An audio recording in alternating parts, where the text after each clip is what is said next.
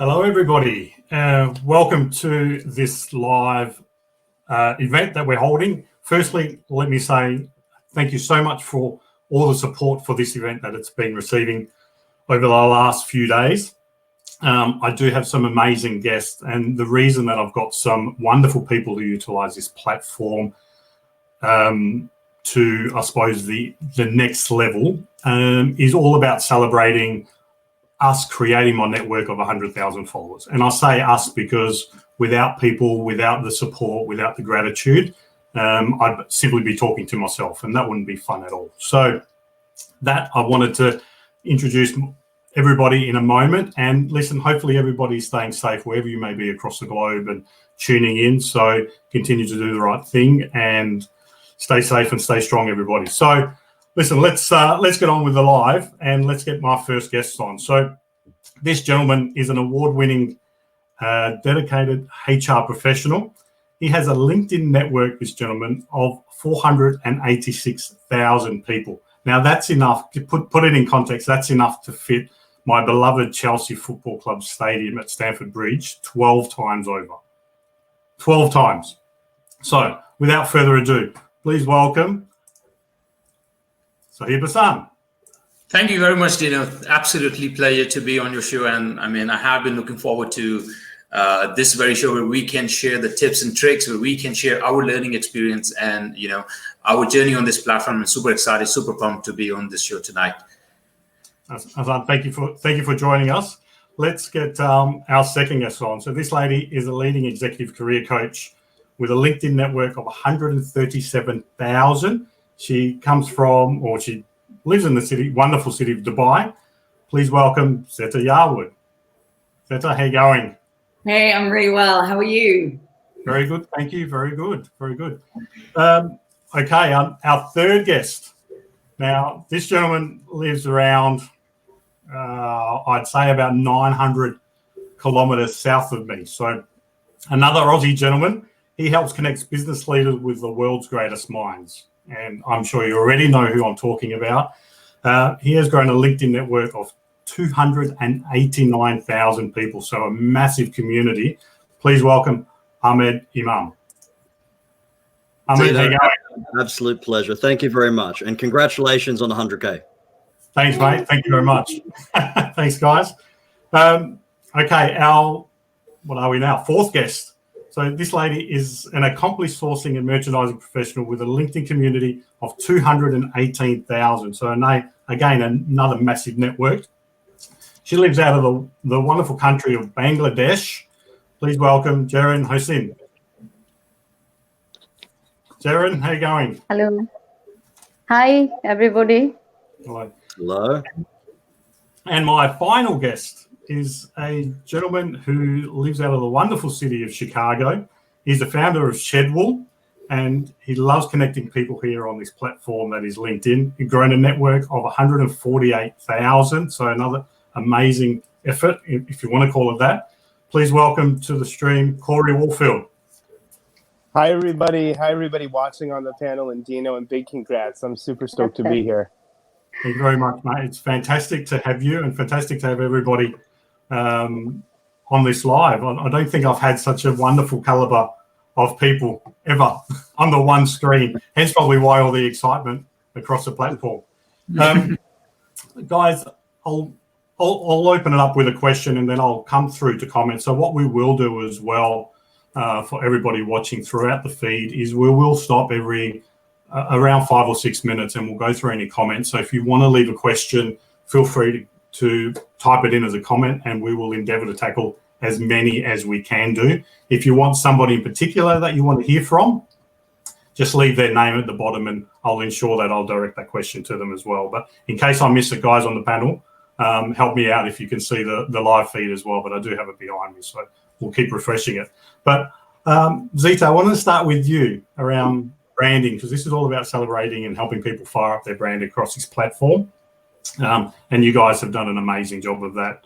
Doesn't matter how long you've been on it. But I know the surroundings play such an important role when it comes to building your brand and building your network. Can you give us a little bit of insight, Zeta, how you go about doing that? Okay, It's such an interesting question for me, particularly because when I first started, I didn't have any kind of branding strategy or any kind of plan whatsoever. You know, I'm first and foremost a coach. Sales and marketing is not my forte. And so when I first started, there were all of these books around branding and marketing, and they were like this thick. And I knew myself well enough that if I ended up reading these books, I would get so bogged down in the detail, I'd get so caught up in perfectionism that I would never actually start to take any action in my business. So I sort of instinctively just asked myself, like, what is this really about? And what came up for me was basically just show up and share. And that was literally my strategy for the first couple of years that I was here.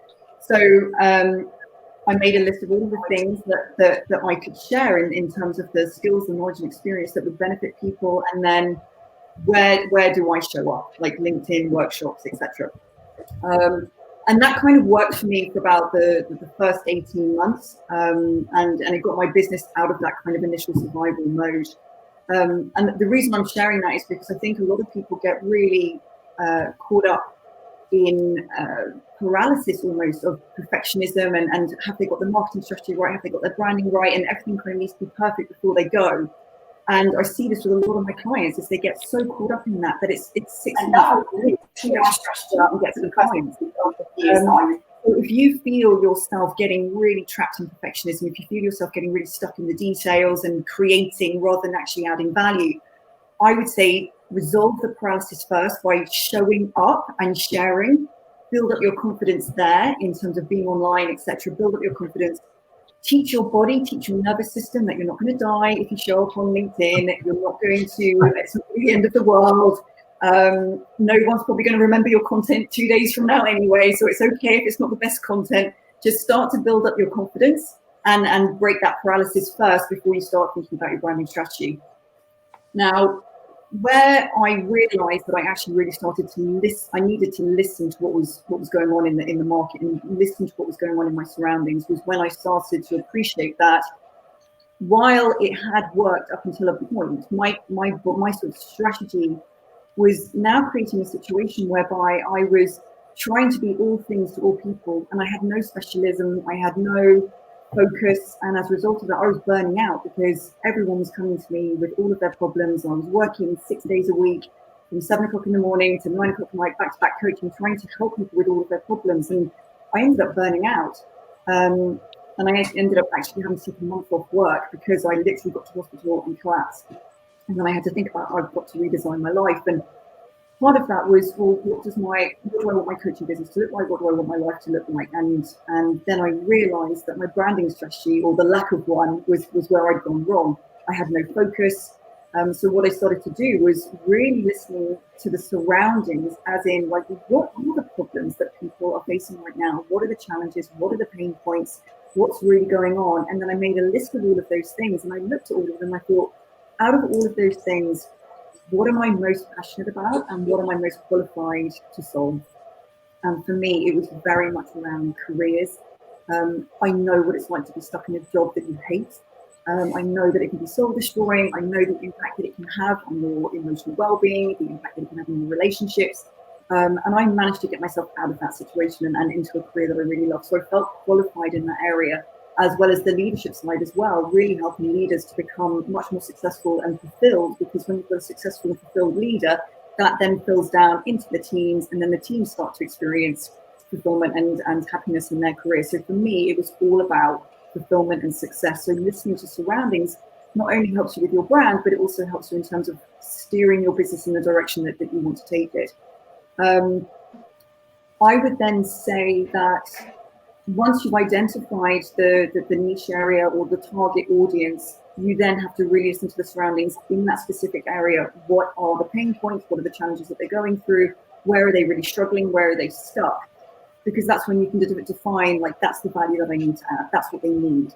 And that then helps you in terms of creating your content. It helps you in terms of creating your solutions. And so that's, listening to the surroundings is absolutely pivotal in creating your brand. You've got to get clear on what you want to be known for. What are the solutions that you want to be known for providing to create that degree of focus? But the same applies that to, if you're a job seeker, you have to apply the same strategy. So let's say you're an accountant and you're in the oil and gas industry. You have to listen to what is going on in the oil and gas industry, really understand the pain points, the challenges, what's going on in the oil and gas industry, and where can you add value to that, and then start to create content and solutions around that, start putting that out there online, offline, whatever that looks like. But also what's happening in the field of finance. What are the innovations, what are the challenges, what are the obstacles, and what can you do to add value there? So you've got that sort of two-pronged approach. But you will only get that clarity by really listening to what's going on in those areas. So consuming content is part of the process. Is really, what are people writing about? What are people talking about? What are people vocalizing in terms of the challenges and the obstacles that they're going through? And what is the value that you can add in those areas? Lovely. I think you summed that up really well. And before I want to throw that over to Ahmad, because that leads me into something perfect next segment. But as we are with technology, I'm sure I'm not the only body that has technologically struggling with it, and it may be testing my abilities. So Jerin and Cory, for anybody watching, it's obviously the streaming and the IT capabilities that I have, but we are doing our best. I'm doing my best for my end. So if you run it live, I'm sure you understand the challenge I am experiencing. But Ahmed, following on from Zeta's wonderful comment, I wanted to talk a little bit about content creation, because we were talking about getting rid of that anxiety, what that looks like, getting rid of that fear factor. And for people, particularly people who are just starting on social, not necessarily even just LinkedIn, it's all about what are they going to think of me? Yeah. How am I going to be portrayed, particularly if I have a job? What's my boss going to think? What's my colleagues going to think? What are my clients or prospects going to think of me if I'm showing up on this platform consistently, sprucing about what I'm good at, my messaging? So can you talk to us a little bit about your insight, how you've grown such a huge audience around your content creation and what that looks like and what that means to you? Yeah, sure. And I think Zeta summed it up really well. And the foundation for me, as well as many of us, has been confidence and really just embracing yourself and embracing what you're good at. For me, content creation has been a journey of self-improvement and self-discovery. And I've always been inclined to focus on growth and do something that really challenges me. And to those watching that have a fear of content creation, because I think the biggest fear of content creation is just like you mentioned, Dino. It's the fear of being judged. It's being self-conscious, worrying about what you look like, what you sound like, worrying about whether or not people. I started off 15 years ago not even being able to look people in the eyes. I mean, that's how much confidence I lacked. I literally couldn't look people in the eyes. I couldn't shake their hands without looking at them. I couldn't hold a normal conversation. I was seriously socially awkward, and that stayed with me for years. I went on a journey for about 10 to 15 years of self-discovery and self-improvement and growth, because I knew I had to fix that. And I knew that without confidence, I wouldn't be presented with any opportunities. And so I followed a number of people like Tony Robbins and others that challenged my way of thinking. But I would constantly focus on putting myself in positions that would challenge me, positions that absolutely terrified me. So I would volunteer to MC weddings. I started a sales career and would do sales presentations. All these things absolutely terrified me. But the more I did it, and the more I practiced that craft, the better I became at it. And the more I felt comfortable with it and actually started to enjoy it. And so content creation for me has been no different. And I want everyone out there to know that all these people that you're watching, the people that are joining us here today, everyone gets nervous about content creation. No one is naturally good at it. Everyone here has just perfected their craft and put out content piece after content piece after content piece. And as Zeta mentioned, sometimes you put some out and you get crickets and you fail, and other times you put out content that goes really well. But there are some practical things that we can teach the people out there about how to build a following and how to create content. But in terms of building a following first, the practical things that I did was just a process. So I literally started off with connecting, engaging, and posting. And I think everyone here is exceptionally good at that and has almost made that a routine. So I started off with connecting with 30 to 50 targeted people per day, literally just starting off from scratch, connecting with 30 to 50 people within my target audience, within my industry, within my circle, and starting to build that momentum day by day. And it is a time commitment. There's no doubt. I mean, nobody here has built their following by doing nothing. Everyone here has spent a bit of time every single day connecting, engaging, and posting. In terms of engagement is such a large part of it. And when I say engaging, I'm talking about the more love you give to people, the more love you're going to get from people. So every single day, I would spend about 30 minutes each day on the news feed, liking and commenting on other people's posts and trying to add value to them, watching their videos, reading their text posts, whatever it might be, but writing a comment that actually adds value. And you do that every single day, that love increases exponentially. And when people see you in a news feed, they then return that favor. And you do that every day for months. And you're going to start to build a very small community of people that look forward to your posts. And the last thing, of course, is posting, content creation. Let me say this, and for anyone that fears creating content and fears being judged, I have built my following now off content creation. And when you watch my content now, some people might say, oh, you look incredibly confident, it looks polished, it looks professional. Let me say this, when I tried to put out my first piece of content on LinkedIn 18 months ago, it took me 1 hour to record a 50-second video. I'm not even kidding. It took me 1 hour to record a 50-second video. And I remember it. I was in my car. I had the phone pointed at me like this. I knew what I was going to say, and I would record and then say what I had to say and then watch it back and realize that my nose looked too big, or people could see the sweat rolling down my forehead. And so I had to delete it, re-record it. And then I would stutter and stammer, re-record it. I did that for an hour. And then after an hour, I realized, you know what, this is the absolute best I'm going to be able to do. I'm just going to put it out there and hope for the best. And what happened was amazing. A community reached out. People started supporting, and I realized they didn't care about what I looked like, what I sounded like, but they enjoyed the message that I gave. And that gave me even more confidence to start producing even more content. Now, it's very much one of those things that you just have to keep practicing. You have to keep challenging yourself.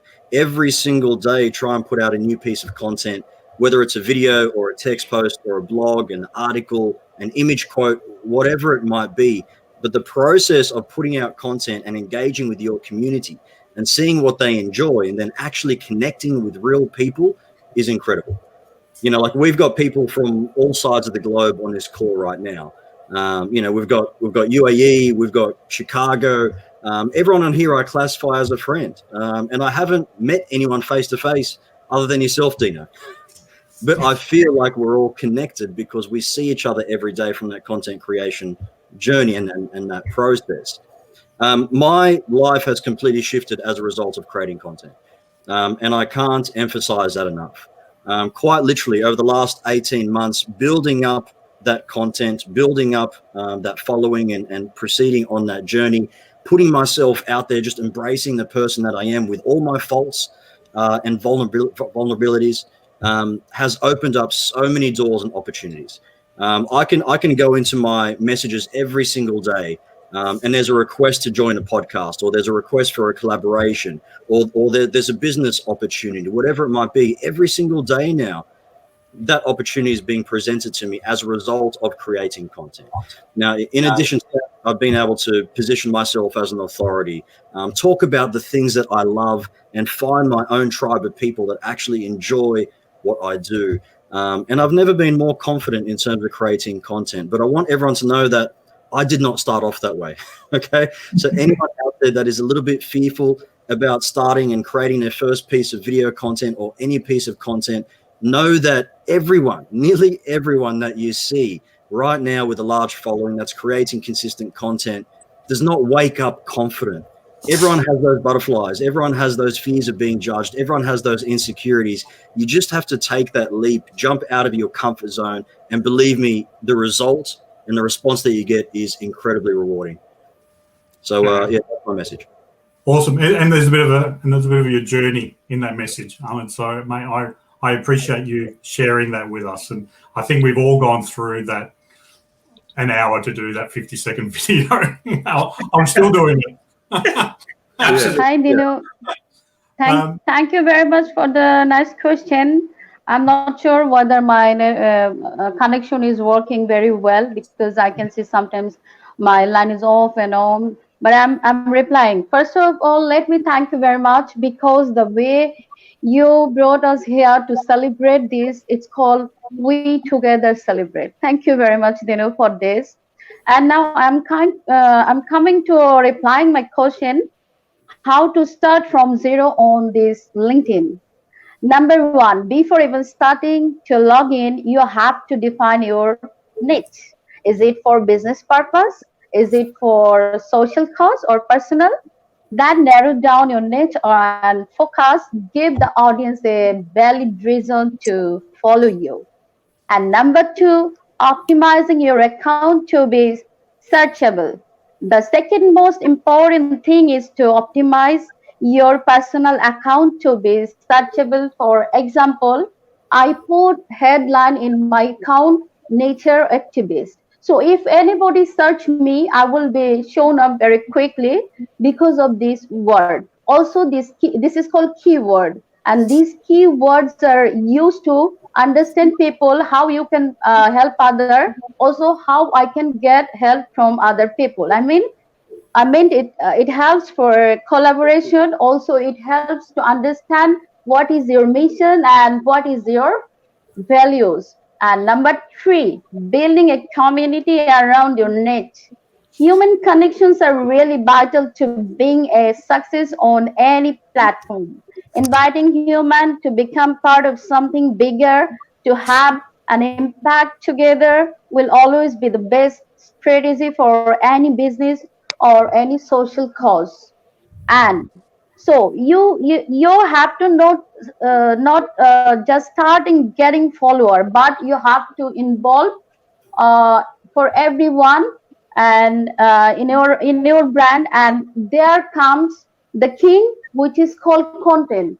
So how do we spread our message to our customer? We every day more or less posting our content, and these are the most important thing we can give our message to our customer. And these three reasons are the way we can start on LinkedIn from zero. Thank you very much. Hope it is clarified well. Thanks, Jerin. That's it's a good message on how to actually start from zero, because even if it's 0, 100, 500, it's still starting, but it's all about taking that action to start. Before I actually throw a couple of questions to Cory and Hossain, I want to do question time. And I apologize if I look away from my camera, because my other screen behind is not actually operational. Loving IT this evening. Not my friend, but so I do have my phone. So firstly, if you want to say hello to us, feel free to let us know where you're coming from. I do like reading comments, and I've shared a tip before. If you're ever doing live broadcast, here's another brand tip for you.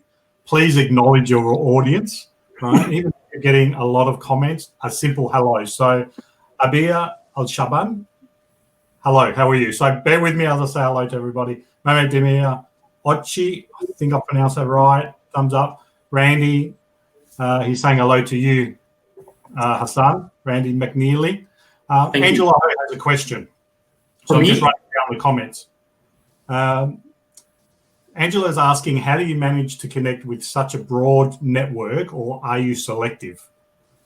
Hossain, do you want to take that question? Yeah, sure. I mean,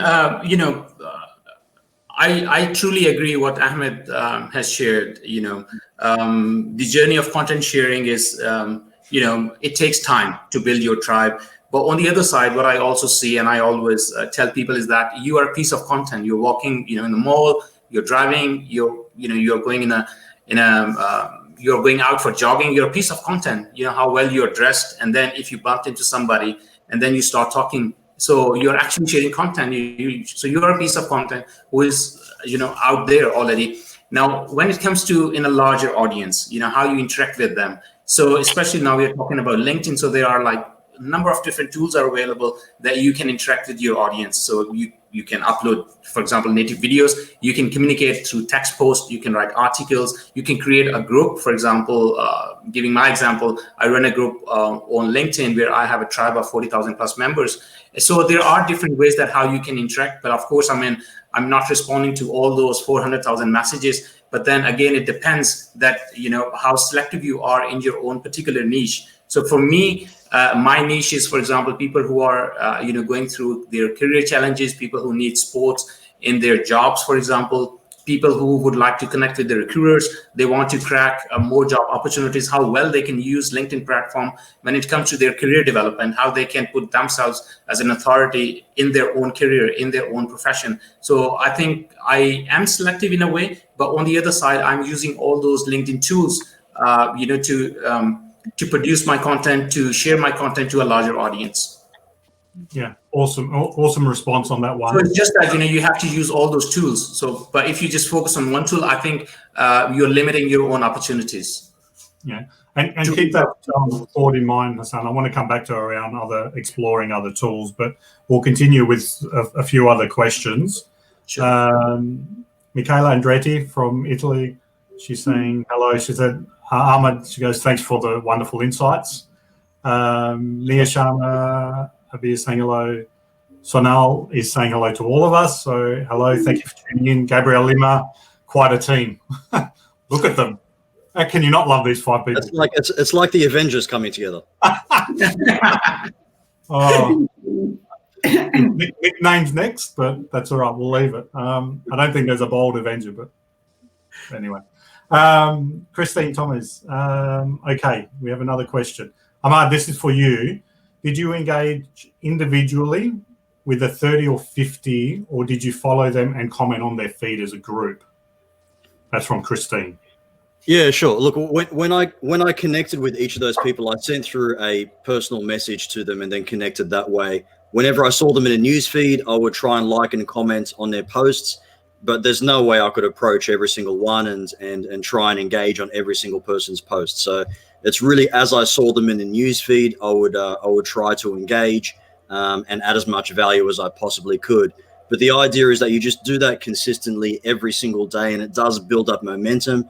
It's almost impossible to have that one-on-one conversation with every single person, but at some point you're going to have a touch point with them, whether it's, you know, talking to them on your post via a comment that they've made, or perhaps engaging on their post. But as long as it's consistent and you're consistently connecting and engaging, it does the trick. Awesome, and totally agree. Did anyone else have anything to add on that one? No? You summed it up too well. So Christine mentioned that one. Wes King, he mentioned it's only an hour. He goes, it would take him 4 days to do that. Wes, an old colleague of mine back from way back when. So Wes, hello, thanks for tuning in. Melanie Pope, here's a question. Cory, we might throw this one at you, mate, because we haven't heard from you. Melanie's asking, how can you approach posting content with your employer that doesn't want you to post content without their approval? What do you reckon, Cory? So I get the first tough question of the day. You had a birthday, mate. Birthday is over. It's time to work. Yeah, absolutely. So I think, you know, frankly, I have this conversation with a lot of people. I think that it's, you know, it can be risky to post content when your employer is looking over your shoulder. And there are certain situations where people should probably be pretty candid, or potentially even have a secondary LinkedIn profile, because if you're handcuffed, it's gonna handicap your personal brand. If they're telling you that you can't talk about the environment, if they're telling you can't talk about diversity and inclusion, anything like that really, you know, can be representative of a personal brand, I think it's better to not even create content at that time. I also, as drastic of a statement as it is, I would encourage people to probably start at least passively looking for another job if they have an employer that is really going to limit their voice. Because at the end of the day, the more that we can help people globally, the more that we can understand our archetypical markets and clients, the more that we can serve those employers. So they should be empowering us to be out and, you know, sharing our thoughts and our resources and our collective community So other than that, I mean, it's you can work within parameters if they want you to only talk about insurance. And I have a friend that I've known since my day one about 2 years ago on LinkedIn that sells insurance basically, and every post of hers is ever about why if you don't have our insurance and you're going to die tomorrow and you're going to go broke yesterday and all these things. And the poor lady, very nice woman, I've never seen her get more than 10 likes on a comment or on a post of hers, because it's not what people are coming to LinkedIn for. So I do think, to Zeta, to everybody's point, you need to show up deliberately. You need to have some sort of a strategy. And when people are going to, really limit that to such a degree, it's almost not worth, being as active as you could have been. So not a great answer, but, almost a doom and gloom scenario. But when you're being limited in that capacity, I think all you can do is what you can do. Can I add something here? Go ahead, Hassan. Yeah, I think what you also can do, there are some settings in your LinkedIn profile where you can hide your activity section. So in case if you are fearing that your boss or your team members or your employees of the company, they are watching your content, or you just want to hide them, hide your content from them, so you can just turn off your activity tab. Now, that's just the one thing that you can do. The second thing is, if you are not connected with your boss or with your team members whom you don't want to show your content to, or people who are saying that you should not be using LinkedIn and posting content, so you can disconnect yourself from them. So don't add them as your first degree connection. And then while you're making posts, so you can actually choose that your content should be visible, or your post should be visible to your first degree connection, second degree, or everybody over LinkedIn. The third, what you also can do is to start your own LinkedIn page. So if you are into content writing, if you think like, you have got a brilliant idea that you still would like to help the community, you want to build a tribe, you want to give it back to the society. So I would recommend you that you create a LinkedIn page. And then, because with that LinkedIn page, you can just, get a domain and register your website. And then you can use that platform as a page, LinkedIn page, and then start producing content. Of course, you don't want to come in a video. Otherwise, it will be visible to your employers and, who is behind this page. But I mean, writing posts, so it will come under that LinkedIn page name. So I think these are a few tips maybe from my side that you can use. Also, you can, start your own LinkedIn group if you wish to, and then you start creating your own tribe, which Ahmed has, beautifully explained that how you can build your own tribe, how you can be more selective with your content, and then put everybody out there in that group, and then, share your learning, your experience together. Yeah, great tips as well. And I'll add to it as well. I think Melanie was probably in a similar position, her role as well, that what I had with a previous employer when I was building the brand, sometimes there was that red tape to say, hey, how do I go through it? Can I do this? I want to do that. I think get in front of the right people. And I had the head of legal as a favorite contact in my iPhone. And it was all about, hey, if there was something that was controversial or I wasn't 100% certain, I would just run it past them and go, listen, is that okay? Just get that green light, get that green tick. So one, you feel secure in what you're doing, you feel secure in your messaging, and you're still pushing out as much of your personality across your brand as you physically can do. But show them the proof of what that can achieve. So if you're creating opportunities are coming your way through the platform, grab that opportunity and show your boss and go, listen, I've been on LinkedIn for 18 months or consistently for 12 months, and I've got these opportunities. This has brought this to the business. Really show them the power of the platform and the power of growing a strong brand. And then a majority of bosses should go, hey, go do it more, because as long as you're not damaging the brand of the company, we want you to bring in more business. So continue doing it. And I think also, Dino, the paradigm is shifting, because a lot of employers, they have seen the importance of digital marketing, especially now in COVID-19 situation. As you see, everybody's moving into the digital space. And employers, especially the bosses or the team leaders, they have realized that they can actually use their own staff members, their own employees for a larger reach. Rather than putting all the budget to just marketing department, they actually can optimize on their employees accounts. Who, for example, if a company has like 500 employees and each employee has 10,000 connections, so imagine the impact if all those 500 would make a post or start talking about their businesses. So I think also from the employer side, they have to realize the impact of this platform and how they can actually but like how they can utilize their own employees. in a way to market their brand and their services to get more clients, perhaps. Yeah, well, I think absolutely. Sorry to interrupt there, but I think that's a really valid point. And I think, you know, a lot of employers who are really proud of their businesses, who are really proud of the environments that they've created and the work they've done, they generally are quite happy for their employees to just kind of post as and when they like, and that's okay. It tends to be the companies where they know that there are problems and they know that there are issues, and there's a degree of shame there, or there's a degree of trying to hide something. They tend to be the ones that are a little bit more conservative, and they try to create these rules around what can and can't be posted.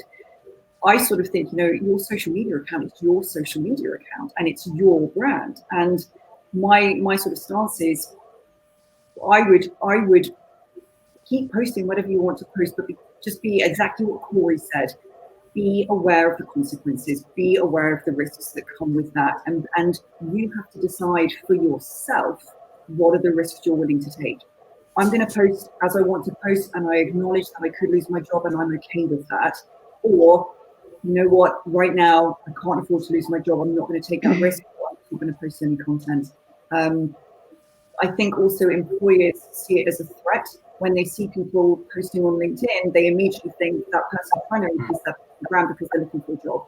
And that then puts them in the fear mode, which then makes them go on lockdown, and they try and really censor what goes out. So if you are going to create content and it's all about how good you are, then obviously your employers could start to get really suspicious.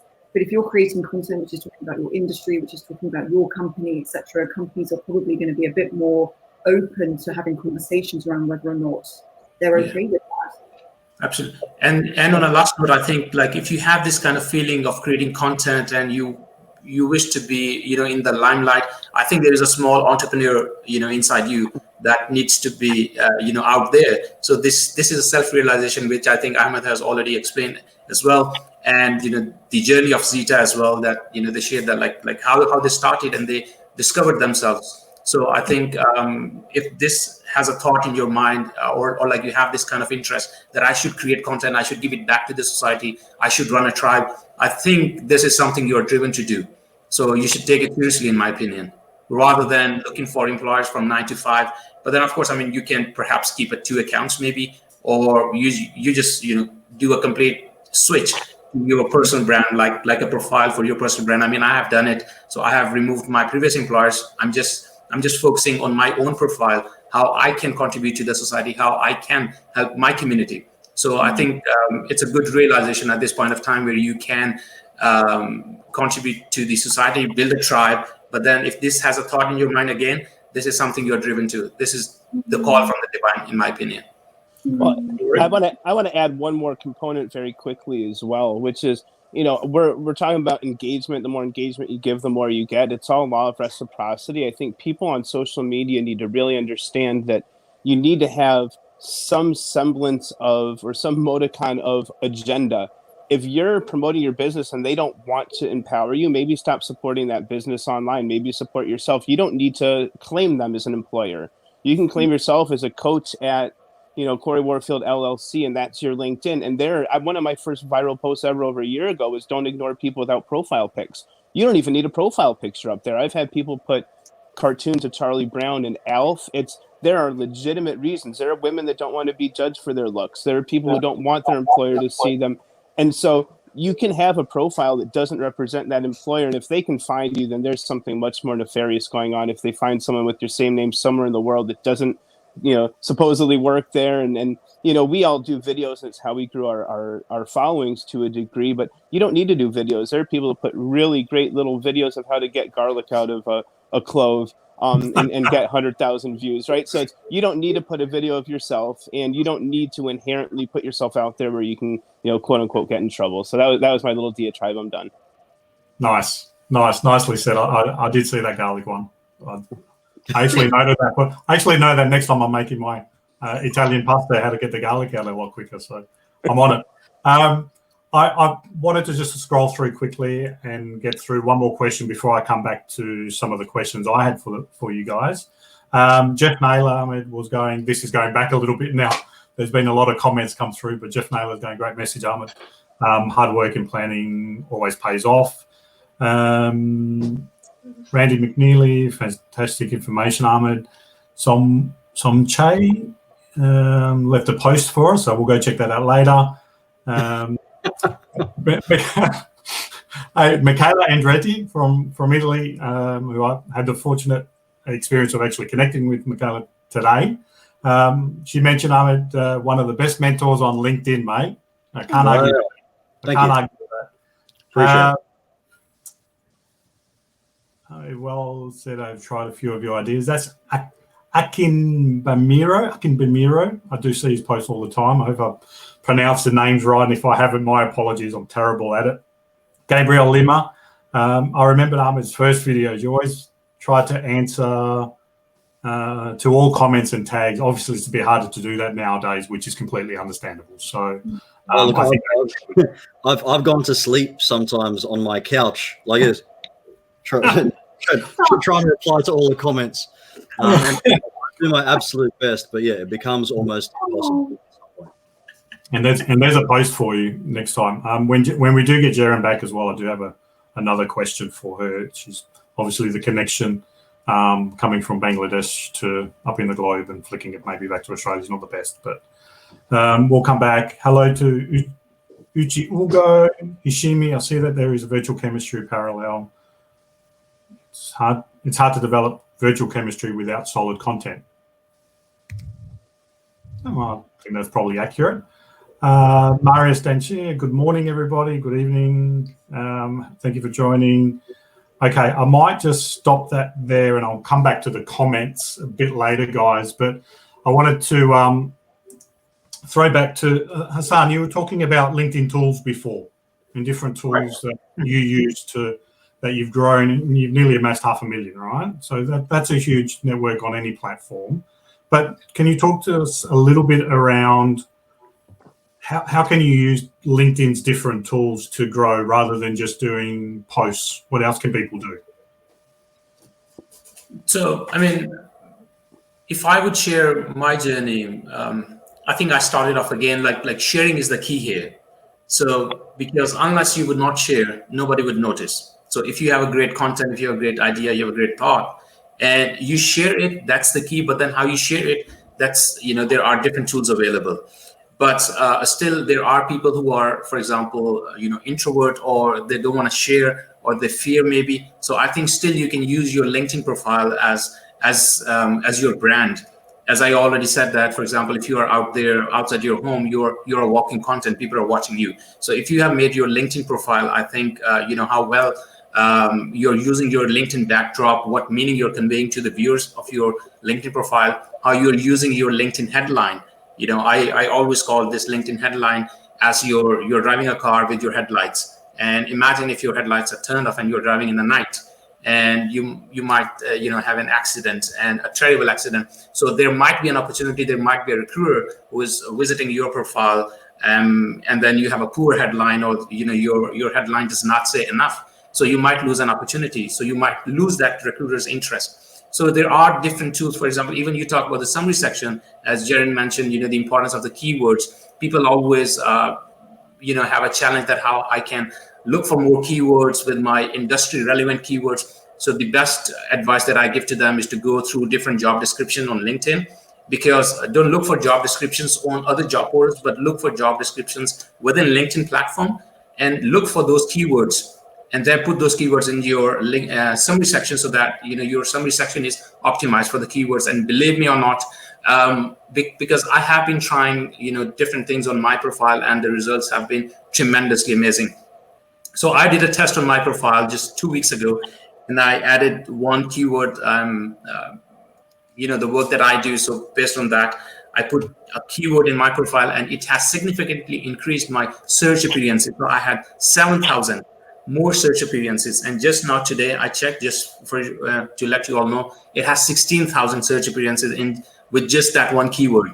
So keywords, I think, will help you as a so we're not talking here as a brand, but if you're not into posting, if you're not into coming up in videos, but still how you can utilize your LinkedIn profile to brand yourself, to help the applicant tracking system, or to help the viewers who are landing on your profile, that how you are actually convey the message about your skills, about your strengths, and what you can offer. So I think there are tons and tons of different ways that you can do. And also with the new feature of LinkedIn profile, which is the featured section. So if you have, for example, you're a logo designer, so you don't want to talk in a video like I design logos and how creative I am to design different kind of logos for you, but you can use that featured section and you can upload your top 3 logos. You might have made those logos for 3 biggest companies of the world, or maybe 3 big companies in your own region, or the logos that you are really proud of. Or for example, if you are quite introvert, or not introvert, but let's say you don't know the inside out of LinkedIn platform, but you are super big on any other platform. So you can use still your LinkedIn featured section, and you can cross promote your other social media platforms, and you can drive the traffic there. So I think there are tons and tons of things that you actually can do, even if you would not post. But posting is something where you put yourself out there in the market. All right. And I always say, when you put yourself out there, you act like a magnet and you attract a lot of opportunities. And posting content, and I mean, like, why did you connect with 10,000, 20,000 people as your first degree connections? And now is the time, I think, to move into the digital space, where you actually can attract more possibilities for your business, for your personal brand, for your career, for more job opportunities. And when you put the content out there, it is shown to your first degree connections. People, they would notice, who you are, what are your strengths, what kind of information you are sharing. So I know for a fact that people who have never posted, they feel shy, they feel fear, but eventually it is so addictive. I mean, like, I myself have never thought that I would have this huge following, or I would be in content creation, or I would be making videos or doing those live broadcasts. But eventually I have realized, like, this is something which is essential in this era. And also I have an interest. Plus, the most important thing is that when you give it back to the community, what Ahmad has mentioned, that, when you appreciate people, when you engage in other people's content, you not only get the confidence, plus also you get the support back. And that is really, I would say, like a protein bar in your as an element of confidence. And then, you give it back more to the society, and you come up with more and more new ideas, and you crack it then. I think so. Not only that you all the time you have to post, but then again, how you can use still your LinkedIn profile to optimize the thing. And one of the key thing is that use your LinkedIn profile section, to best present yourself, would be the initial start, would be the key thing. Yeah. Awesome. I love the analogy about the car with the headlights. I'm an analogy type of guy, so I like that one. Can I steal that? That's a content for me. No, yeah, you can steal it, but then again, you see, like, not everybody would be in the content creator. So I completely respect for people who does not want to create content, because when you go out there to watch a football match, so either you will be a spectator or you will be in the game, in the field, whether you lose or not. So you'll be the player. But as a person, as me, or like, all these experts here, so they are the players of the field. Whether they lose, whether they win, they gain following, they don't gain. They gain the traction, they don't gain the traction. That's a different thing. But you have to identify the line. You want to be the player on the field, or you just wish to be a spectator. But even as a spectator, you still enjoy, you see people doing different tricks, for example, but you still enjoy consuming content, improving yourself, gaining more knowledge, gaining more experience by watching. So it's still fine. But then again, if you have to grow your following, if you have to grow your network, you need to be in the game. And then it's a continuous effort. As we have seen the journey of Zeta, we have seen the journey of Cory and Ahmad as well, Jerin, like how they have grown over the past few years. With their significant efforts and investment of time they have invested in their profiles and in their content. Yeah, awesome. I had a question for all of us, but before I go on there, Jerin, can you hear us? Is the reception okay? No, we're still dropping in and out from Jerin's. It's a little bit crackly as well. Jerin, if you get me, well, no, I've lost it completely. I had a question for all of us, and I did have a couple of viewer questions. I suppose they're viewers that came through the LinkedIn event that we created. But before I get to that, coronavirus pandemic that we're all experiencing. When it comes to your brand, I did something that I probably don't normally do. I did an exclusive video on YouTube where I took people shopping with me. We bought some lunch through a KFC drive-through, and I went home and showed some tricks around how to make KFC taste better, as well as sharing my view on what branding looks like through the coronavirus pandemic. And do you know how do you make KFC taste better? I'm interested. You get a zinger burger without the mayo, and you buy a plain gravy, and that is your dipping sauce for the whole burger. For the whole burger? Wow. The whole burger. So if you that's a Homer Simpson strategy, right? I got that off. I was watching Adam Richman. Cory should know who Adam Richman is, the food guy. I was watching him when he went around a few years ago, and he went to a restaurant in Boston where they do I can't remember what it's called, but they do the Boston Shuffle. They get a roast beef roll and they dip the whole roll in gravy, and then you basically sit on the bar and you shuffle your legs and your butt back, and the gravy just drips on the floor. Wow. And I thought, how cool is that? I want to try that. It looked amazing. Not good for my heart, or my waist, but it tastes bloody good. I went off topic. What I did want to ask you guys was, do you change anything around the way that you brand for your audience, given the corona pandemic, outside of talking about the effects it's having within your particular industry? Do you change different things that you do? Because I wouldn't have done that YouTube video and taken people shopping with me 2 months ago. But I've got the extra time. I wanted to do something different. It was around the corona pandemic, and then sharing tips around the brand. And before I go to Cory first, my main tip was around is if you wanted to do something different, then now's the time to try it. If you wanted to grab someone to bring them on your profile to do a collaboration video with, now is the time to ask them. Because I think if anybody's got that extra spare time, now is the time they've got it. And I've got 4 or 5, when Jerin pops back on, amazing people who have grown superb networks across this platform. And I think trying to get 5 people like that on a live and trying to work through the timing factors, the questions, everything on that, I think maybe 6 months might have been more challenging than what it is today. So again, appreciate your time. But Cory, on that, do people look at branding a little bit different given the pandemic we're seeing?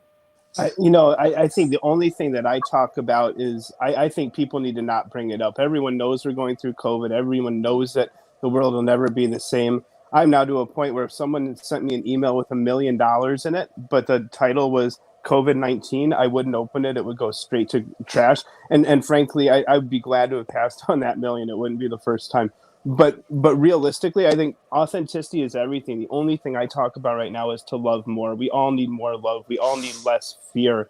I'm really concerned that people are all sterilizing themselves to the point where they'll be more susceptible to illness. I think people are trapped in their houses and really falling victim to stress right now. Stress is the killer. Stress is what can make COVID-19 deadly. Stress causes cancer and all numbers of fatalities. And I'm not into it, right? I think we need to just be more supportive, more loving. I think everyone's sick of hearing about COVID-19. So from my perspective, what we can do is stay the course, have some semblance of normalcy, and just love each other and ourselves more. So, it's not a very technical answer, but that's what I'm seeing working in the people that I aspire to be like and let into my inner circle. Awesome. I love that. I love the love, Cory. I love the love. Ahmad, what's your view on that? I can't top what Cory said. I mean, that was beautiful. And I think it's always a question of love versus fear. And we've seen that. And I'd love to say that love wins at the end of the day, but it doesn't. We've seen fear take over. We've seen fear win. We've seen the extent of human behavior and what people are capable of. But in that, we have absolutely seen people connect and help out each other and show that love. I think from a content creation standpoint, the COVID-19 thing has been done to death. I think initially when this all happened, if you didn't touch on COVID and you were tone deaf to it, it was very transparent. So for example, in the first couple of weeks when this situation was unraveling, I threw out my entire content calendar and just had to really just go on a whim and put out content that was relevant and content that I felt was right at the time, adding value in a whole different capacity. And I would change my value add to be from something that was more professional to something that was more humanity focused. And I think anybody that's doing that now is really winning at the end, because people are going to come out of this situation very, very soon over the next couple of weeks, and they're going to look back on those people that were adding value in the right way during these times. But Cory summed it up perfectly. This is a situation, and it always is, regardless of whatever it is, of love versus fear, and hopefully love over fear. Well, and Ahmed, everyone wants us to do another LinkedIn rap song, so maybe we'll get Hossain to play some guitar for us, so you and I will do a LinkedIn in the house or something like that. I think that has to happen, 100%. Yeah. And Zeta, Dino, you're in. That's it. Everyone here is doing a collaboration. I'm not sure if that's very well in rap. I'm not sure how that will sound. It can be an instrument. It can be beatboxing. You can work well. Zeta, did you have any other thoughts around that question?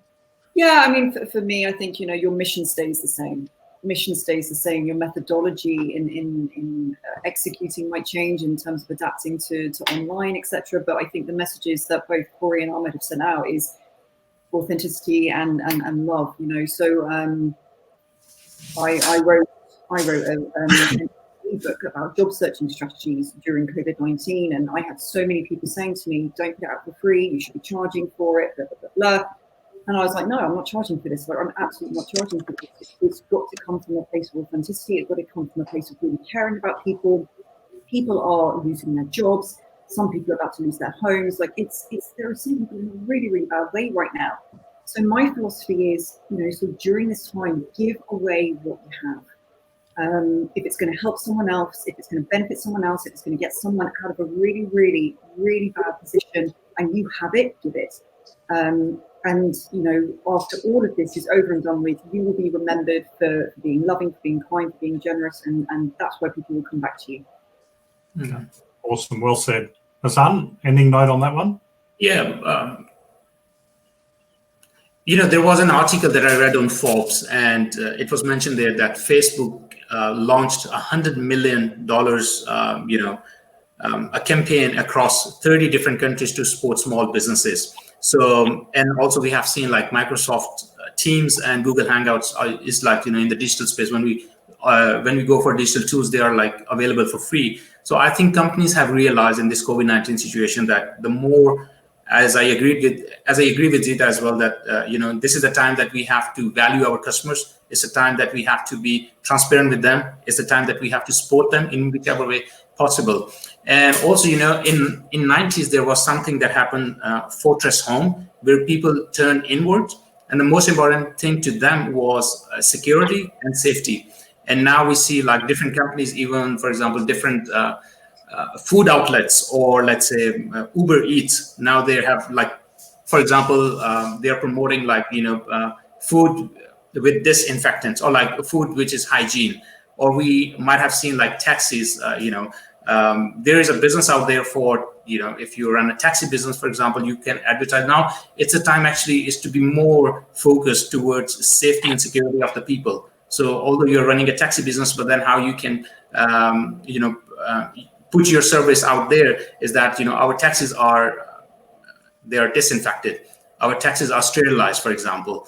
And for example, if you're in a clothing business, you can say maybe our clothes are like, the fabric is so good that the coronavirus does not stand long on our fabric. So it's just that you have to improvise that how you can, considering those two things, the safety of your customers and then their security of your customers. So that how you as a business owner, as you as a company, that you are investing in their safety and security. So I think COVID-19 has brought us to this realization. And when it comes to content creation, I think sooner or later we might see hashtag COVID-19 parties, hashtag COVID-19 hangout. This is likely to happen because immediately when COVID-19 hashtags was getting popular on Twitter, it was getting popularity across different social media platforms. People took advantage of it. to get their content seen, to get themselves as a brand, as a person, as a profile, to be seen across in on different social media platforms. So I think we also have to take advantage of these little things, that how we can brand ourselves. So, but when it's come to your branding strategy, I think, in my personal opinion, you don't have to change a lot, but I think it's more towards be more focused towards people and their needs, what they actually want in this time, rather than promoting your business and the same way that you used to do in the past. But now is the time it should be more focused, customer driven to their exact needs and wants. Agreed. Nice commentary, guys. I want to go back to some viewer questions, and for everybody watching, if you had a question for Jerin, my sincere apologies. Obviously, we've lost the feed to Bangladesh from here, so if you do leave a question for Jerin in the comments, please tag her, and I'm sure she'll come back to you, or send her a DM as well if you're a first-degree connection with her. But from a couple of audience questions, Cory, this one was directed at yourself and me, but I'll let you tackle it first. It was from Christine Tonzik. She goes, what is the best way to differentiate yourself from others in the market? I know you touched on this briefly, but can you elaborate? Oh, first of all, hi, Christine. Good to see you. Christine's a dear friend here in Chicago, and she's been a little bit off the platform lately. But I think for me, the point of differentiation is really just your unique brand of caring. I think, empathy, I think a genuine concern. If you're on here just to grow numbers, I think that's really off-putting. If you're here just to get likes or views, I think that's really off-putting. If you're here to help people, right? And this is LinkedIn. If you're here to help job seekers, you will get traction no matter what. And it's all about intention, right? Where attention goes, energy flows. So if you're here to make people laugh, whatever it is, I think that's a form of caring. If you're here just to listen, there are people that show up every day on LinkedIn to listen to other people. That's incredibly, that's a value add, right? That's hugely beneficial. But I think just caring in a way that resonates with you. I think, don't be here to sell. Don't be here to complain. Don't be here to belittle, bemoan. Just show up and care. And you can care about so many things. It's I'm making a joke just because my post last night silly, but like, if you care about garlic, right? Like, just show up and care. And I think that's something that 90+% of the people I see on the platform don't do. I think we were able to put together a really cool group of people today that do that, and I think that the proof is in. I mean, put together, we're probably close to 2 million followers, and beloved around the country, and it's because we all know what we care about, and we show up and have that caring in our heart. Yeah. And then here's one smile for everybody for the day. Oh, they're killing us with cuteness. The only thing I'll add on that, and I'm only taking it because there's a piece of content which I've created for tomorrow, is differentiate yourself in the market by, again, yes, it comes down to that being real and that rawness. But if you're meeting anybody across either digital means or face-to-face, probably more digital now than ever before, is just pretend somebody has a tattoo on their forehead that says, can you make me feel important? I think if you answer that question, obviously inside and through your actions, through your words, I don't think you'll go wrong building any type of relationship. And I've given my content creation piece away for tomorrow. Anyway, we'll come back to that. Guys, we're probably going to stay online maybe for another 10 minutes. So apologies if I can't get through all the questions because there seems to be a few comments coming through, but we'll go through them quickly. Matthew Rogan, hello, Matt from Brisbane. Oops, my thing's just updated. So if I miss some, I'm going to miss some. Joseph from Singapore, we all know Joseph Yusuf. Hello, Joseph. Thank you, mate. Thanks for sharing our feed and spending time with us. Can I just say happy birthday to Joseph? I think it's your birthday on the 7th, which is today for Sydney. It might be tomorrow for most other people, but happy birthday, brother. Thanks, Ahmed. Took the words out of my mouth. Yes, mate. All the best with that. And good luck with the Create the Edge. I know you have another episode coming up in a few hours, which has been fantastic across the platform. Trevor, season 2. Season 2, yeah. It's awesome. Getting some wonderful traction and sharing some great insights. Natalie S., hello. Here's a question from Natalie S. She's a branch manager at Targo Bank. How do you identify your niche, especially when you have many areas of interest? How do you stay globally relevant? Is that even possible? Zeta, what do you think? Yeah. Well, it depends on it. When you say your niche, it depends on, are you trying to earn an income from this niche, or are you just trying to create a community? Because it's going to have two different strategies. If you're going to try and generate income, there has to be a need for it. People, there has to be a need. People have to be willing to buy what it is that you want to put out there. If there's no one who needs it, then you may need to change your strategy. So you've got to get clear on what's the strategy. Is it just building a community and seeing what happens there, or is it do you need to monetize it in some way? But I would say in terms of finding a niche, you don't really need a huge community. I've seen people who've known maybe 30 or 40 people, and they've built a business from there because it's been purely word of mouth. They've just identified something that people need, and it's a need that they're really passionate about serving. So for me, I've experienced what it feels like to be really unhappy in my career, and I've experienced that. And so when I read Gallup's statistics, which say 87% of people are unsatisfied in their jobs, that breaks my heart. That really causes me pain. So that for me is a niche where I'm passionate about it. It's a problem that I want to solve. It's a pain that I really want to take away because I know what that pain feels like. And I feel like I'm qualified to do that because I used to work in recruitment. I've had various corporate experiences. I've managed to make a career change myself from a career that I didn't enjoy into one that I love. So, through my experience and my skills and my knowledge, I'm now in a position where I can actually help people to obtain satisfaction, fulfillment, success in their careers. So that niche, quite often you have to really just go inward to find your niche. Like, what are the experiences that you've gone through that have really meant something to you? And is there a market for that? Are there people out there going through the same experiences that need your help?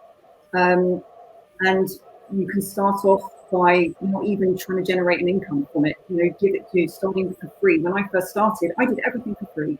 I just wanted to help people, and through doing that, I was then able to create a business from that. People were, quite happy to exchange, money for the experience that I was bringing in that interaction.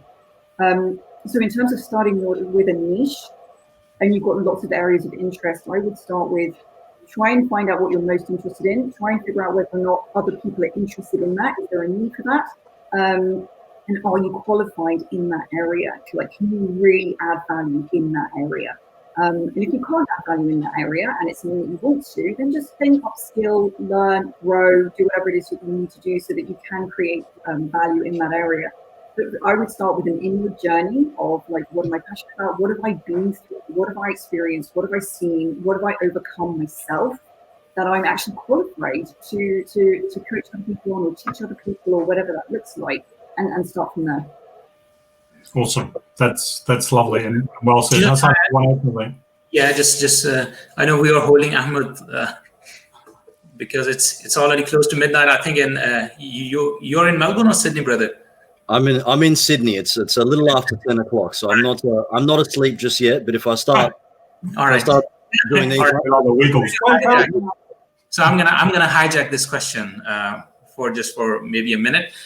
What you also can do is consider an automobile industry and where cars are made, and then if there are different spare parts, and if the company owner that comes to you and say like, hey, we have the spare parts, this is the body, this is the engine, this is the car doors and the panel, and would you like to buy? Oh, you might have a second thought like, no, I don't want to buy this. But unless the car is properly prepared and it's out there on road or in the garage or in the showroom, then there's a price tag on it. So my suggestion to you would be to put yourself out there, at least make a post, at least do something, that will create the noise, so that, and then you get to see like how many people from your network, from your connections, they are getting engaged in your content. And LinkedIn give you some stats. So if you click on 8,000 people have viewed that post, and then you can see if your content is being shared or is being liked by the relevant people. So don't go by with the numbers. If you say like, oh wow, I have got like 400 likes, but then eventually those likes are people who are based out in a different region, but you are targeting a different region, so you might have to develop a new strategy.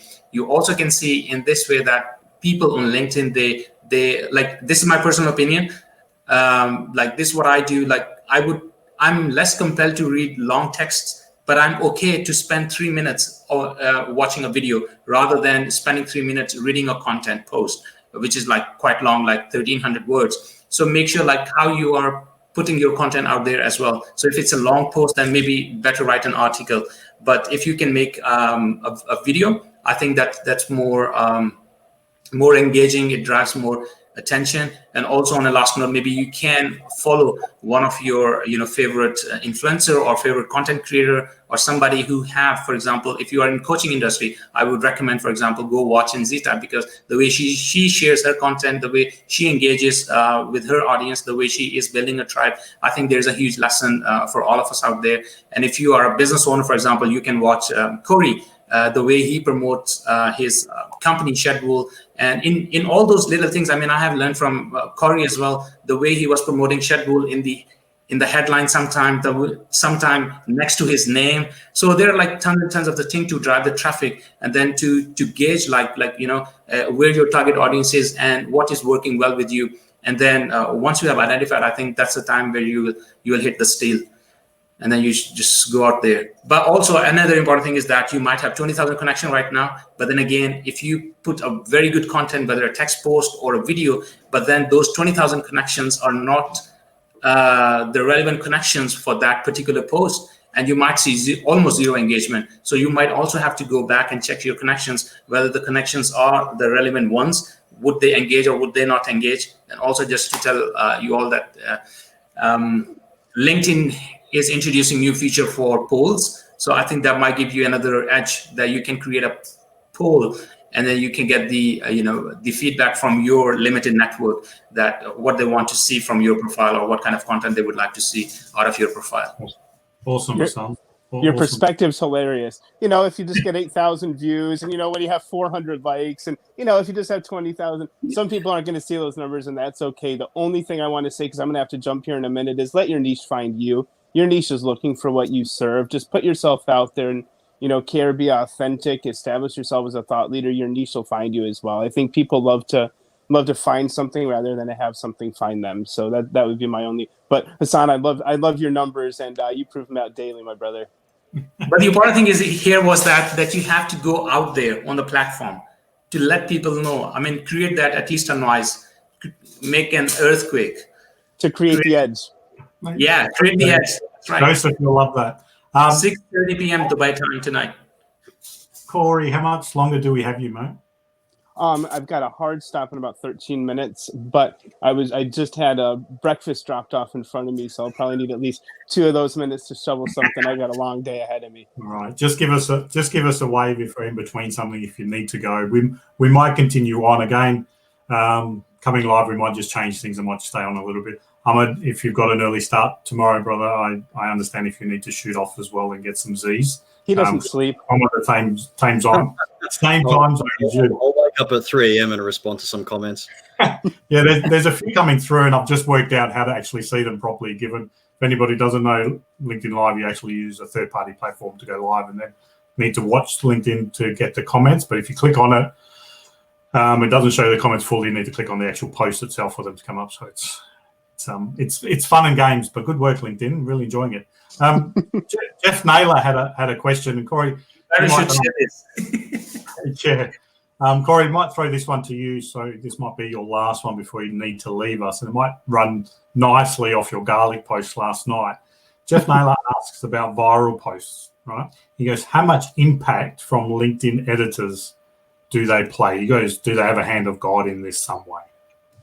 There are 3 rings of engagement. The second of the 3 rings is real people within LinkedIn, and they kind of, they ascertain whether or not your post should be shown to second and third connections. So there's a very tangible, I think every actually viral post on the platform has been touched and effectively blessed by LinkedIn editors. However, they're real people with very few actual guidelines. So they're just real people. If they like your content, it's likely to go viral. They're not looking for buzzwords. They're not searching for hashtags. They're quite literally, looking at what they like as a person and what they think other people will like. So I think, there are a lot of people that try to hit the moving target. Rather than that, I think just, kind of to the point of let your niche find you, let the LinkedIn editors fall in love with you. Just put out good content that you like, that you can get behind.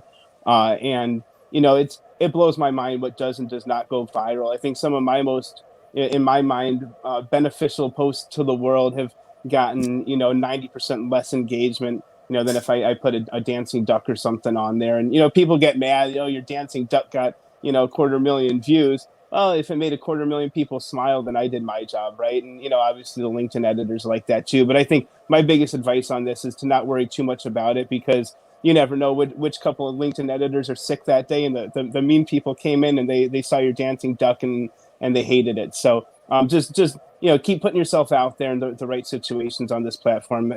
Have a way of finding you. Yeah, you can use hashtags as well for your niche. To get the visibility using the hashtags. Excellent, and a good insight, Cory, into how LinkedIn looks at those posts on how they get some further traction. So very, very good. I'm sure a lot of people got some benefit out of that one. Ahmed, I've got a question. Angelo is asking, how do you manage to connect with such a broad network, or are you selective on who you choose? What was that? How do I manage who I connect with? Yeah, how do you manage such a broad network, or are you selective? Yeah, that's a very good question. So like I've got a little under 290,000 followers now. Only 30,000 of them are connections. The way I approach it is I'm relatively selective with my connections. I mean, I want to make sure that I can add value to them in some capacity, or they're somehow related to either my industry or the content that I'm going to release. In relation to my following, I don't care who follows me. I mean, the more the merrier, in my opinion. And if I can add value to them, then brilliant.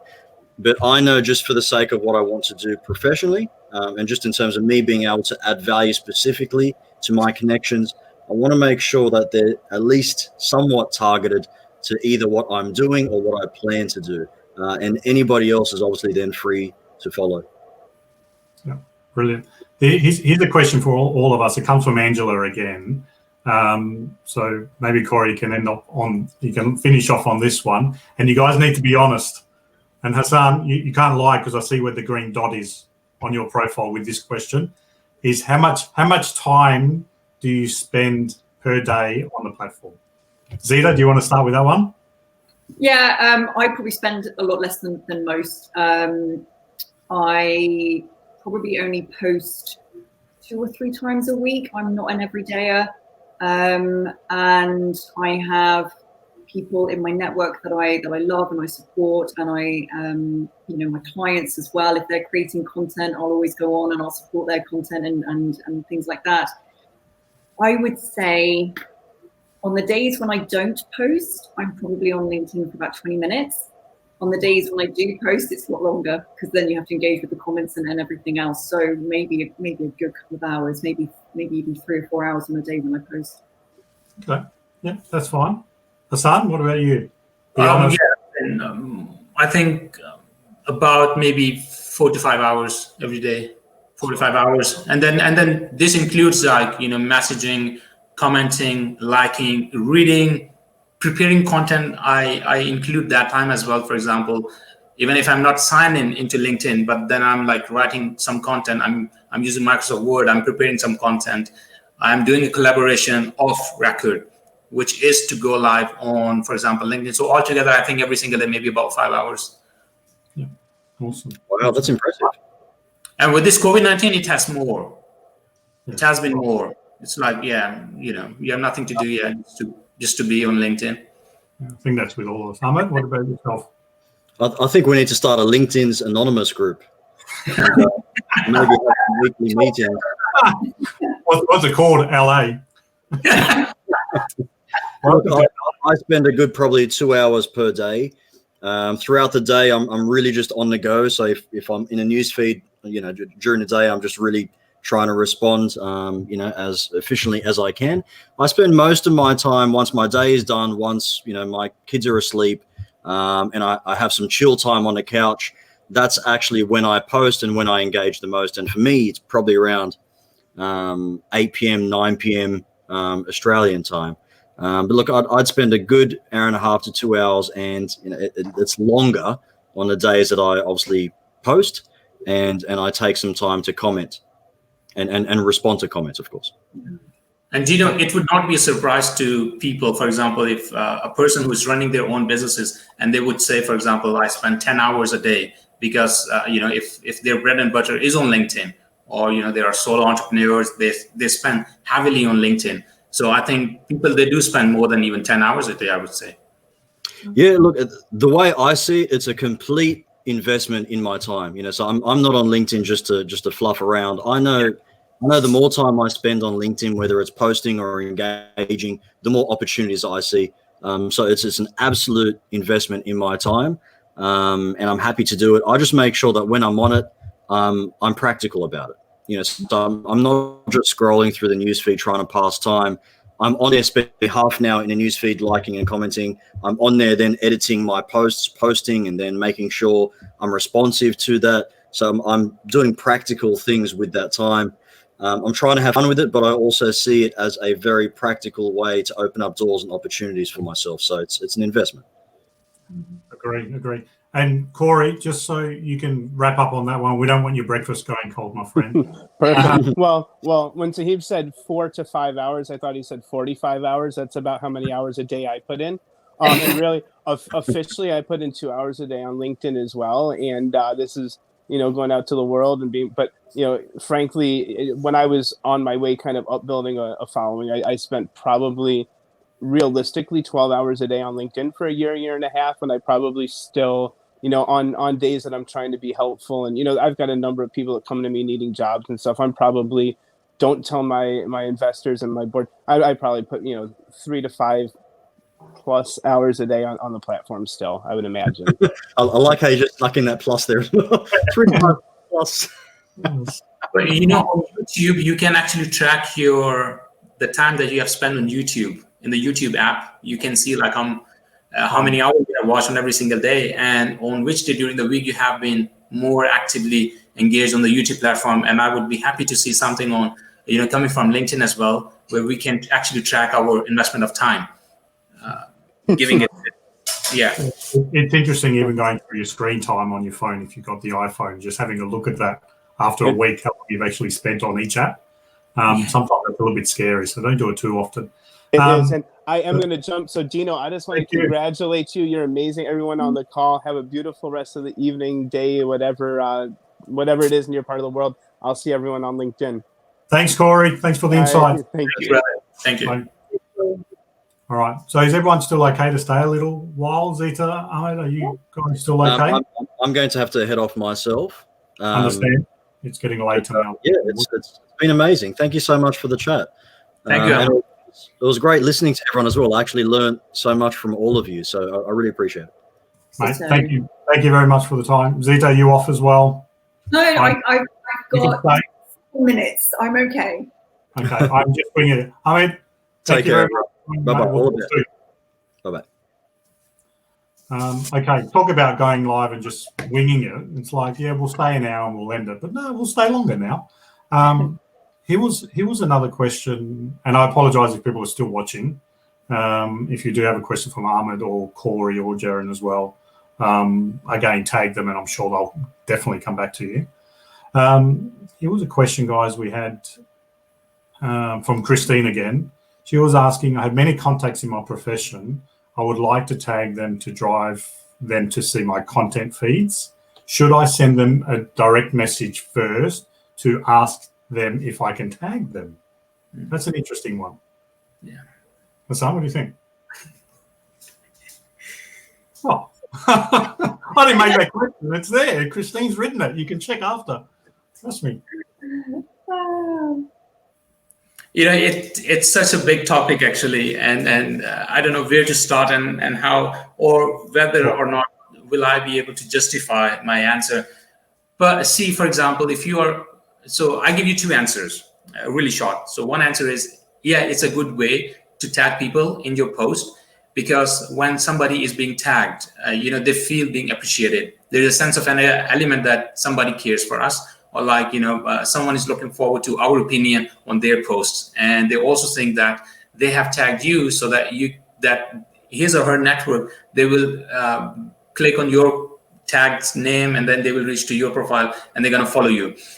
But as long as it's not a follow to follow game, I think tagging is really good, where you invite other people to come on your post and then share their insights, if that's the goal. Now, the other part is that if you are tagging a bunch of people, for example, maybe like more than 10, 15, 20, you can tag as long as your perspective is to invite them to have their opinion on your post. But I would rather suggest maybe you should go for tagging them in the post itself, where they stays there on the top, rather than putting them in the comments, because if there are like 200 comments, and from that person's perspective, it is diluted over time, and so I would say maybe to put like 2 or 3 people in the post itself. Or for example, if it's only like, I personally feel is that if you are connected already on LinkedIn, and people, they will watch your content in the newsfeed. So you don't necessarily have to tag them.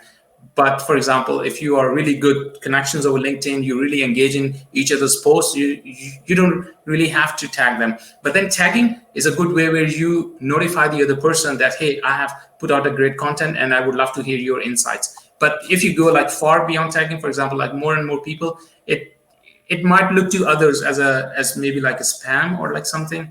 I don't want to say like these things. I don't want to go more in detail, but like, I mean, in my personal opinion, I would say like maybe you can, if it's like 5 tags, that's fine. But then you can reach out to people like in person, like one by one, and they might feel more privileged. Like this person has reached out to me personally and asking me, would you mind commenting on my post, or like share your thoughts? My network would love to hear from you. Now, also there's another thing is that if you tag all the people all together in the post and you're expecting that everybody would engage at the same time, that's not going to happen. So if you don't tag anybody in your post, so people there, or like your network is sitting in different time zones. So you have left a post in the afternoon or in the night, and you have tagged all the people, and in their time zone, it's already midnight. That person might leave a comment, and you expect like your post might have a better reach, but his further network is sleeping. So I think, leave your post there, let it float, and then try to be more in a position where you can stand on your own profile with your own content. And then, people love when it's a real content. They love when the content is genuine. They love when content has some value. They love when content is engaging. And most importantly, on a last note, is that if you're tagging people, make sure that those people, they are coming from at least from the same background, or they have some relevance to your content that you have shared. So if you have written, for example, a post, for example, I would make a post for different job tips. So yeah, it's more likely I might put some recruiters in my post, and hey, you know what, I have written some tips for the job seekers, how they can apply for job opportunities, but we'd love to hear from your side as well, since you're the recruiters. But if I'm gonna tag Dino, your profile is completely different, although you have 100,000 plus followership right now. But then on one side, you might feel like, should I leave a comment? And then on the other side, the thing which holds you back is like, what kind of comment should I leave? Because, and then also the thing is your network, they might reach out to you. Hey, Dino, you know what? We have seen your tips on Sohaib's post. You have been, you shared some insights for the job seekers. And then they might reach out to you. Hey, can you help us for a job? So you also want to avoid that. So if you're tagging people, make sure that the tagged ones are the relevant ones to your content as well. Yeah, agree. And Zeta, Christine was also asking, should you message people first to ask their permission to tag, or do you just tag? No, that's a great question. I think it depends on probably the kind of relationship that you have with that person. And I think it also depends on the person. Some people are really private, some people don't want to be tagged, some people just, they don't want their name to be seen on things. And so I think it depends on how well you know that person. If you know that person might be a bit funny about it, then probably asking for that permission is the way to go. I think trying to be as respectful as we can, acknowledging that people just have certain preferences. And by sending a DM, you're acknowledging that they might have a preference, you're respecting that preference, and you're giving them the choice of whether or not they want to be tagged. I think that actually can show quite a high level of respect, emotional intelligence, etc., which might actually work in your favor. I would agree with Sohaib's comments that if you are going to tag, keep it to 2 or 3 people, maybe 4 or 5, but any more than that, it just looks like spamming. It looks like you're just trying to get attention to a post rather than actually engaging with the people that you're tagging. So I think go person by person. Depending on the person, judge whether or not you think that they would actually prefer it if you ask their permission first. Yeah. And you know what, Dino, there's another thing, like when it comes to the permission, LinkedIn gives everybody there's a setting in everyone's LinkedIn account, like would you like to be tagged or not? So you can, if you have turned that option, so this means like you're permitting your network or anyone over LinkedIn that they can tag your name. But if you would not want to be tagged, I think you should just turn that option turn off, I think. Agree. Good responses, guys. I'll just go through a couple more comments. Bluebird says hello. She goes, we have, it's okay. We are doing nothing. It's okay. We have time. Oh, okay.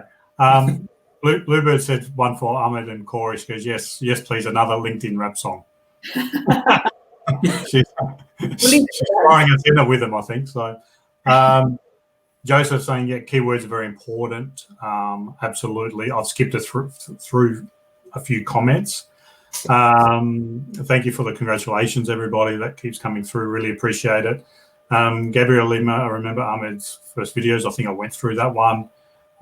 It's just going through them again. Evelyn said, congratulations. Thank you. So did Ron Malhotra. Thanks, Ron. Appreciate you watching. Elvis Eckhart. All the best from the UK. You too, mate. Hope you're staying safe over there. Marion, awesome to see so many people in one place. Excited to be here. It certainly was. We've only got half the game now. We've lost half the Avengers. They've gone off fighting a job. Mohammed Al-Badan, amazing job, everybody. Andrew Stevens, well organised. Thanks, mate. A friend of mine down in Sydney. Andy, hope you're doing well. James Broadbent, happy to be here. Thank you, James, for tuning in and watching. Marius, Harsh Kumar, Natalie S. I'm just seeing if there's any more questions, guys, and I have no idea how far I'm down in the comments. I could be here all night reading these. Matthew Rogan, we said hello to Matthew. Patrick Noski, I think that's how you pronounce it, from South Africa. Thanks, Pat. Thanks for tuning in. Marius, okay, I think that might be all the questions. There's a question about today's exporters and suppliers from Europe, but I don't really think that's directed at us unless somebody wants to take a crack at it, but I don't particularly. Here's a question. Why don't we finish off on this one, and then anything else on there we can go through and we can answer them within the coming days. But this one's from Alfredo Flores. What are your main sources of information to educate yourself? Do you want me to tackle that first? Yeah.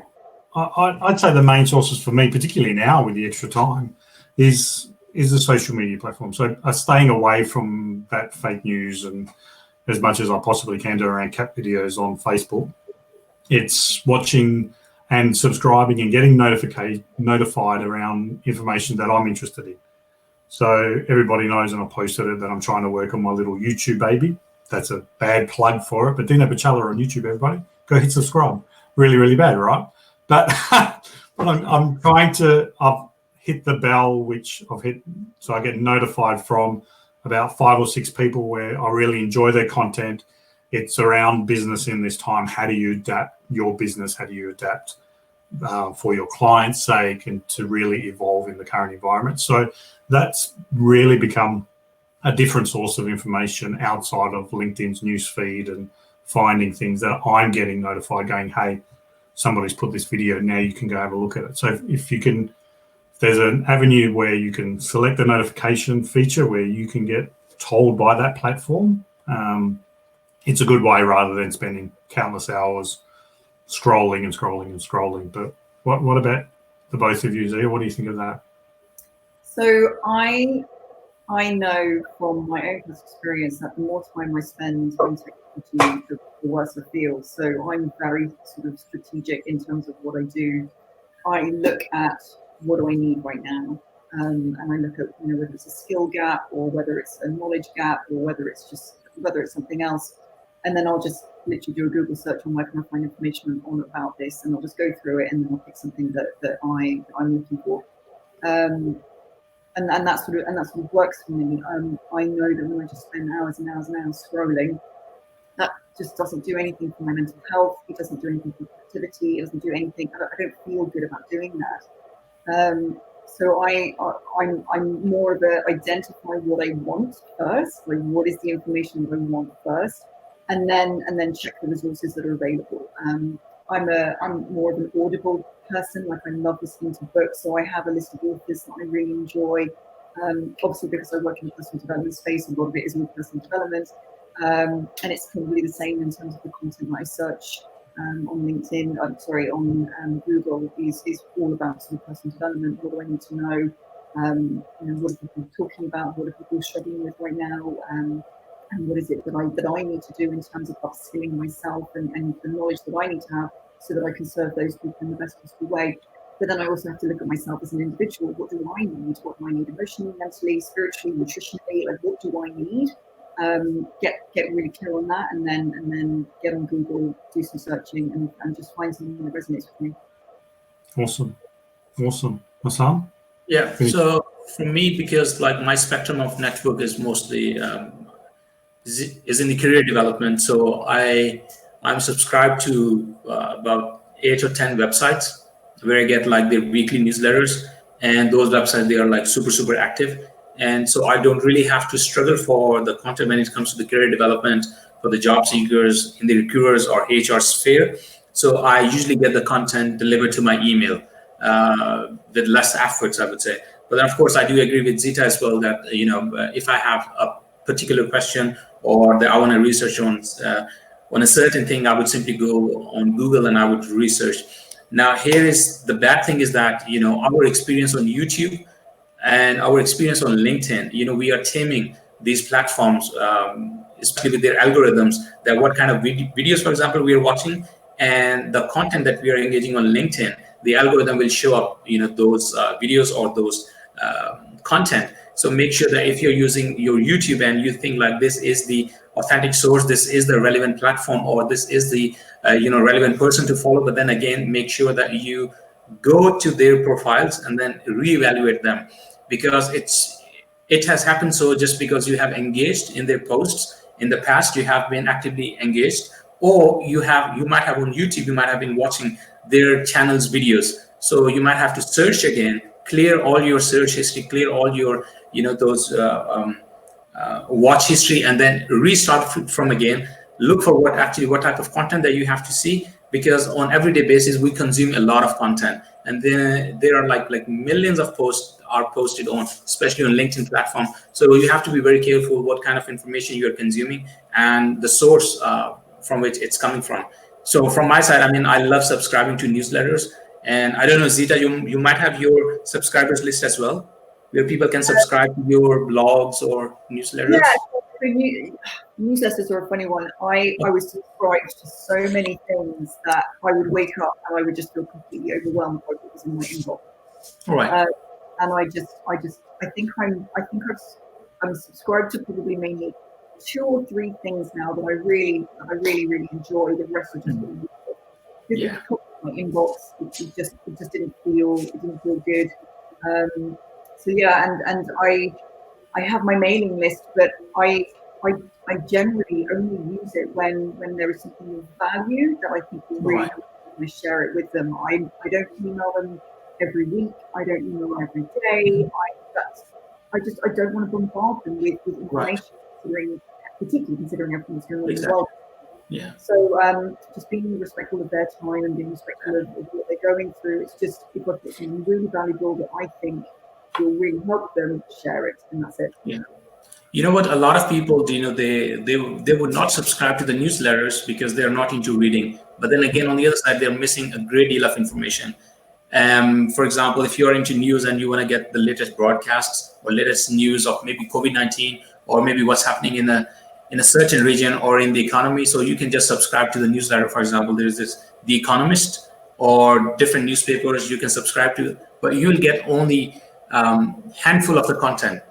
So you don't have to go through the complete newspaper. So you can actually tailor what kind of news feeds, what kind of newsletter you would wish to receive in your email address. And believe me, like those newsletters are a new eye opener for me, in a way that gives me a new perspective to look at the content, to look at the topic, and to come up with my own content. So you can actually generate your own content, plus also you can curate the content where you can get inspired from other people's content. I mean, there have been times that I have been inspired by Dino or Zeta, Ahmed, Cory, and a bunch of other friends. But then, we always inspire each other. We get to learn, and a certain, that small things can inspire us. So I think, start subscribing to different newsletters. It will definitely help you. It's a good piece of information. Rather than on your mobile phone every time there's a newsletter, swipe delete. Totally. It's a little thing that takes you off brand, but I suppose it gets you that information, those sources, those creative juices flowing on what you can do. But Hossain, Zeta, thank you for staying a little bit longer with me. We've probably gone an extra half an hour, 40 minutes than what we had originally planned, but I know everyone can watch this later. For people that have watched all the way through, or I haven't got through all the comments from my last count, there's about 327 comments on there. I will try and go through and respond to the questions as often as I can do over the next couple of days, as I'm sure Hossain and Zeta will do as well if there's any questions directed at them, and hopefully people have tagged. Hossain, Zeta, thank you so much for joining me. Thank you for the support, and really appreciate your time today. Thank you for inviting me, and Sohaib as well. So thank you on your behalf, Sohaib. But also massive congratulations on your achievement of 100,000. That's really cool. Congratulations. Thanks, Zeta. Thanks, Hossain. I'll let you both go. Thank you. Bye. Thank you. Thank you. Bye. Okay, guys. So that was that was a long live, and I probably don't normally go that long, and I don't think I've ever had guests on, especially to that caliber. So thank you so much for watching, whether you're watching it live or you're watching it via replay. Really appreciate all the well wishes for, and again, I say this as us growing my network to where it is, because it's a real community. Without people hitting that follow, sending you a connection request, you're not going to have any audiences whatsoever. So it's all about the people. And hopefully you had enjoyed some of the insights from my special guests today. They had really given a little bit about their journey, their tips. There's some tricks around there maybe that you weren't aware that you could do on LinkedIn. So hopefully that has all helped. And yes, there was a shameless plug for my YouTube channel that I'm spending a little bit more time on now, given I'm still self-isolating at home, but with restrictions easing as well, which is great. So I'll be heading out tomorrow doing some shopping. But guys, I'm going to let you go. Thank you so much for joining me. And as always,